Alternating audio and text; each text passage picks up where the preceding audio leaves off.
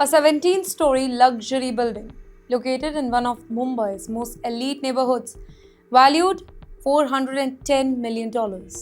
It is now seized. India's anti-money laundering agency has moved against Indian tycoon Mr. Anil Ambani in the massive fraud investigation that is shaking the corporate India today. Well, the building is called Adobe. The property is known as Adobe. Yes, a towering luxury condominium in Pali Hill, home to celebrities, industrialists, and some of the most expensive real estate in the country. Now, this isn't just a building, it's a status symbol, and investigators have now provisionally attached it as part of a widening probe. Well, the action was taken by the Enforcement Directorate, India's federal anti-money laundering agency. In fact, the number that is big, $4.4 billion.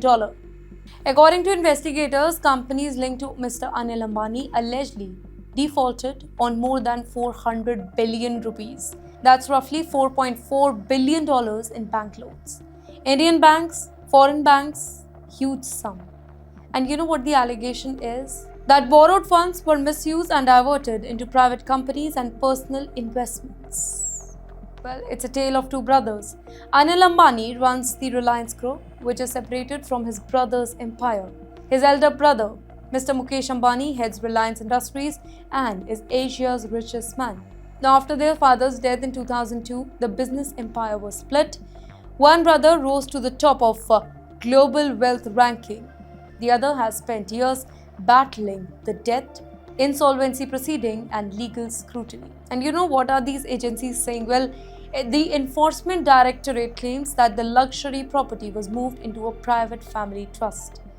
Why? Because investigators allege that it was part of a reconstructing effort to shield the assets from personal liabilities, specifically claims tied to the guarantees given to the bank for company loan. So far, properties worth 157 billion rupees have reportedly been attached in connection with the probe, many linked to Reliance Communication, the group's telecom arm. Well, more trouble there is. CBI has now stepped in. Yes, the case don't stop there. India's federal investigative agency, the Central Bureau of Investigation, has also conducted the searches at Ambani's office and his residence. The CBI has registered a second case based on the complaint from Bank of Baroda, alleging conspiracy, cheating, and criminal conduct here. In the meantime, a consortium of lenders led by the State Bank of India had earlier classified Reliance Communication as a fraud account. Now, that label carries serious consequences. Well, India's top court, the Supreme Court of India, has now directed the Enforcement Directorate to form a very special team for deeper investigation. Well, the next hearing is scheduled very soon. That means this case is now under the country's highest judicial scrutiny. Well, it's a tale of years of distress. Anil Ambani's financial trouble did not begin yesterday.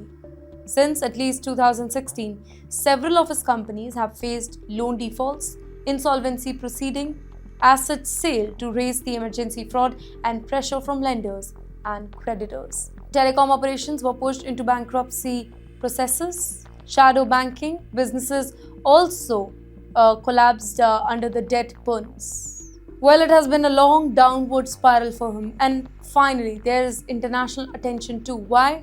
Because in recent years, Ambani's name also surfaced in international documents related to disgraced financier Jeffrey Epstein, showing that the two had actually met in the past. Though unrelated to the current fraud probe, the mention added to the global headlines surrounding the businessman today. Now, what happens next? Only the court hearing will tell.